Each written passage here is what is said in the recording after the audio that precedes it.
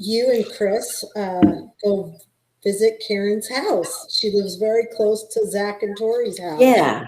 How I wanted to talk about that a little bit.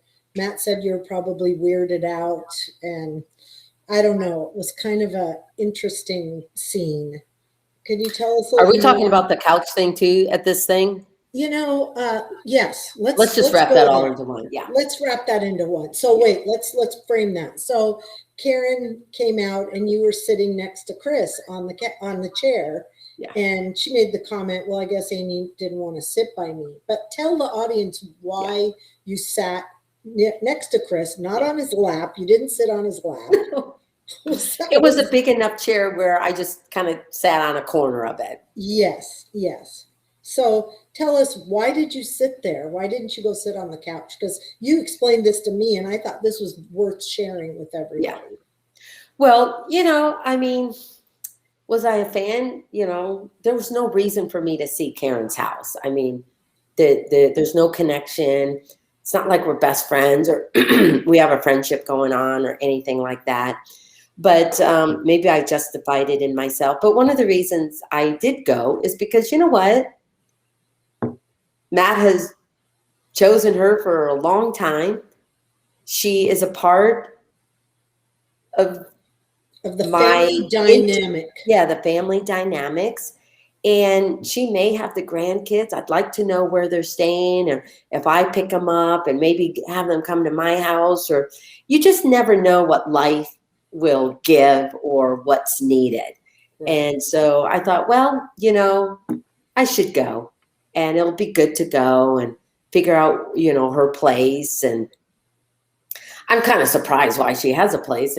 But then again, Matt is building a house or whatever he's doing. And so I think they're kind of in transition. I have no idea. Yeah. But it is. But why did you sit in the chair? It was a good thing to go and see where she lived. Now, when we got there and everything, as a little person, at least for me, as a little person, you have tuned into making a quick assessment of your environment. You don't have the ability to be able to do everything, and everything's catered to you. I did it when I took my kids over to a friend's house. I made sure, it's like, if I give you the eye, you're doing something wrong. And if you don't fix it, we're leaving.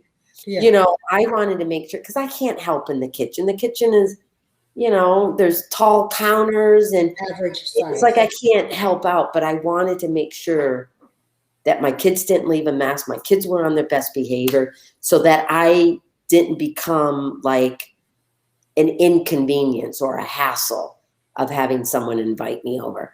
So when I went into Karen's house, I made a quick assessment. She's got a lot of things that are white. And I'm like, okay, maybe I lived on the farm too long, because that gets all dirty and stained. White sofa, white. I think Matt's new chair was white, fluffy, and the carpet there was a lot white. Of white. And when I looked at the couch, it's like, okay, this is not the depth of it. It's not short. It's like long. Okay. Not that I'm going to show you on TV all the time, because it's a little awkward. And I'm so appreciative of how much Chris loves me, and who cares how awkward I may look. But getting on a couch that is depth-wise long, I can't just plop on a couch like all you guys can. I got to kind of like inch my way up, scoot back, and then I have this drink in my hand. Yeah. Was it red? And I'm thinking, oh my God, all I can see is chaos and wine spilling, and I can't get on this couch, and just all of this stuff.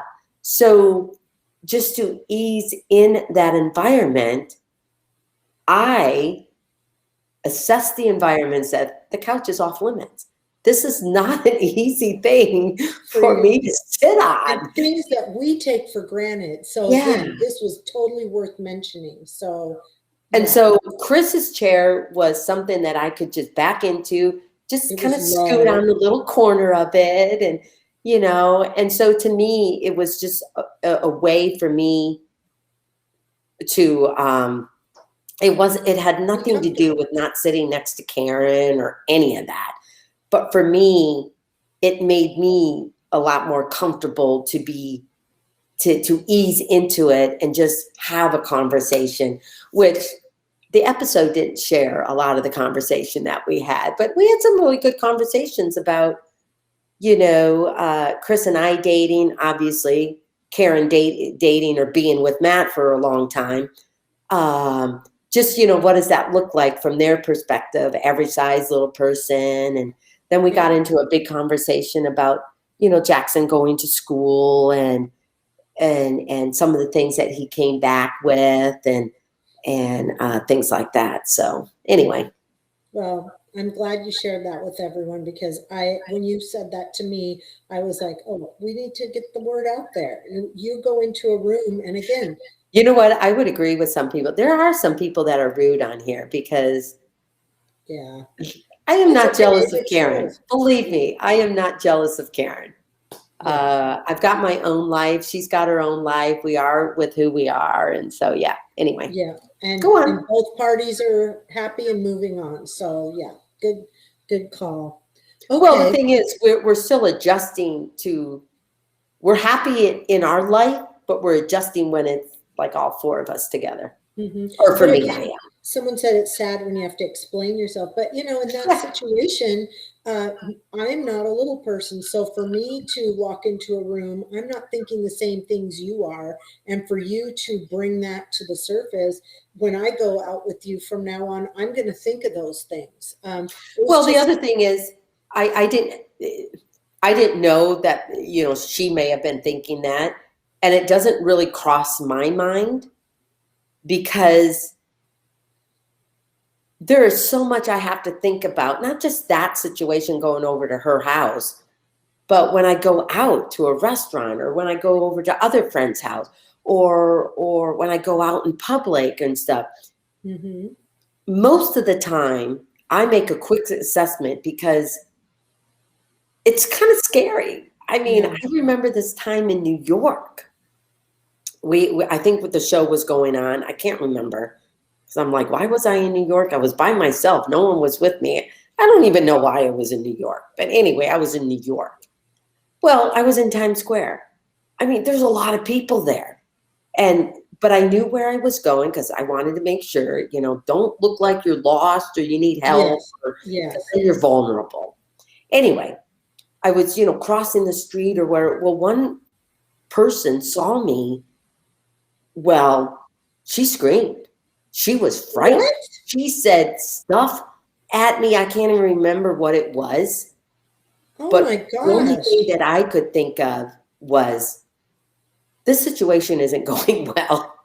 I'm in a public thing. I'm in New York, and I have someone having a hairy fit because they saw me or was afraid because I was a little person. That's or horrible. This was nothing to do with the show, or even if I was on the show at that time, I can't even remember. Yeah. But all I remember was, just keep moving, Amy. Just keep going. Because if you stop and try and, fix the situation or whatever, I just wanted to keep going. Because then there were other people looking like, what's wrong, And I thought, oh my gosh, this whole situation could go crazy. And I just kept going. But it just reminded me once again that I'm very uncertain. Even if you are on a show, I am still different. I am still a little person. Not everyone has seen Little People, Big World. Not as much as we have tried to educate or just help people to feel comfortable about us being dwarfs or anything. You'll always encounter something, and you've got to be ready for that. You still have to have a response that's positive, that's that helps them kind of adjust to it, feel comfortable in it. And if they don't, they don't. But anyway, that situation was I don't even know why I got onto that. What was Because the we were just talking about situations, and Yeah. people don't understand unless you explain Yeah. from your perspective how things are. So I love And that. sometimes I have to think so much about how do I deal at a friend's home or anything like that. I readily admit I forget at how someone else's perspectives may look Mhm. at that. I mean, you've encountered that with me sometimes.